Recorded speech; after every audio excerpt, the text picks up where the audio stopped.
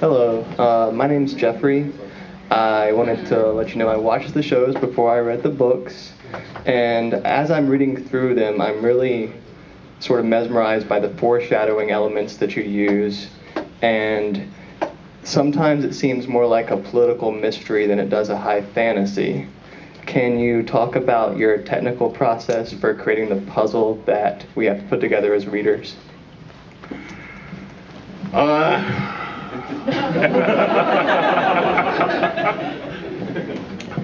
I can talk about them, but I'm not sure you'll have any more success in understanding the answer than I did with the Trinity.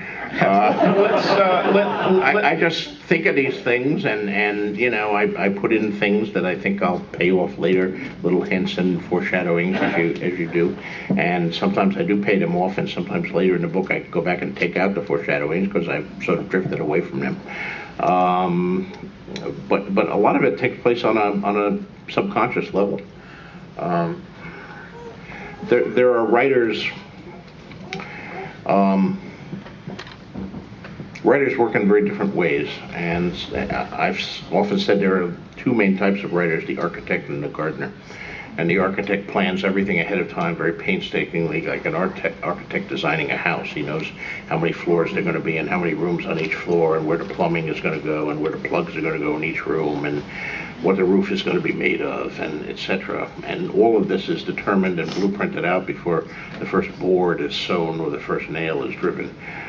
The gardener just sort of plants a seed, and he waters it, and he sees what comes up, and you know, he knows certain things. He knows whether he planted an avocado or an oak tree, but a lot of it is much more organic. And I think all writers are combinations of these. Very few are pure architects or pure gardeners, but they lean one way or another. And I'm much more gardener than I am an architect, as were other writers, like Tolkien, for example, was also much more gardener. But there are architects out there. So a lot of my process takes place, and I don't know where it's coming from, but it's ideas come to me and concepts come to me, and I work with them. I've got a kind of maybe a two-part backstory question. When Brendan Rivers, Bloodraven, cleared the path for Egon, was his exile to the wall a wink and a nod, or a devastating political punishment? It was not a wink and a nod. You know, it's what Bloodraven did was pretty unethical, and you could even count it as evil, although you know, by his lights, necessary, and you know, something that probably put Aegon V's reign on a sound basis, but at great cost to his own personal honor. And I think to clear the way, Aegon had to get rid of Bloodraven. Thank you. Matt, just wondering, when in the first book, when the Starks are heading to King's Landing with Ned and Sansa and Arya, you know, Sansa's wolf is killed, and then Arya's goes missing, or she sends it away. I was wondering if there's any kind of symbolism there, like, you know, the Stark within Sansa's dead, or the Stark within Arya is missing, if I'm just reading way too much into that, or, you know. Well, that's an interesting thing to contemplate, and it's good that you're contemplating it. Well said. Arya still has a connection to her wolf, if you read her chapters, she's still having the wolf dreams. Yeah. And Nymeria is still roaming the Riverlands at the head of a gigantic pack of other wolves. So, is there something going on there? Who knows? Perhaps. Thank you. Just gonna have to wait and read. Hi, my name's Sarah.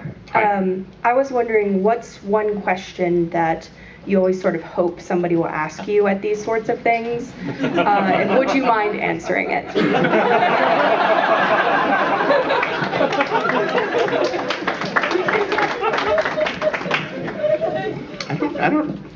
I have many questions that I wish people would not ask me at this stage. But a question I'm actually dying to be asked, You know, I don't don't really have one. Okay, well, how about the things you don't want people to ask? No pressure, guys. No pressure. Who's my favorite character? When will the next book be out? Where do you get your ideas? Yada, yada, yada, yada, you know, the same old questions that I get asked all the time. Thank you. My least favorite question, of course, is you know, who's going to finish the books when you die? Which I do get from time to time, and I've been known to react to that testily. Thank you.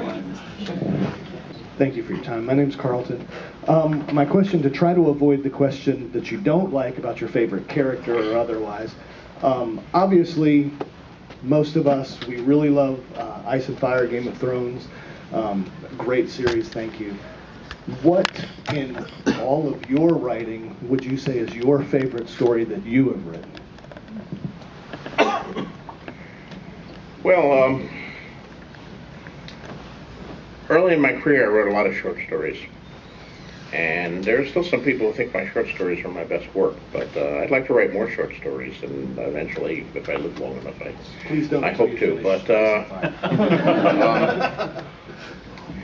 you know, I've written some short stories that I'm very pleased with, going all the way back to my first Hugo winner, A Song for Laia, and then relatively more recent things like Portraits of His Children, which won the Nebula, and This Tower of Ashes, you know, the Ice Dragon, which has been published separately as a children's book. I know a number of you had me sign it, but it was originally just a short story. That's some of my best work, I think. All through the 80s, I've read Omni, you know, religiously, and you know, all the other science fiction magazines. Yeah. And for some reason, Pear-Shaped Man always stuck in my head out of everything I read through the 80s. So, you know, there's a lasting value to some of the short stories. Well, thank you. Short stories were the center of science fiction. They're still important. Yeah. They're still important. They're not as important as they were. They don't dominate the way they did in certainly the 40s or the 50s, but or even the 70s and 80s when I was breaking in.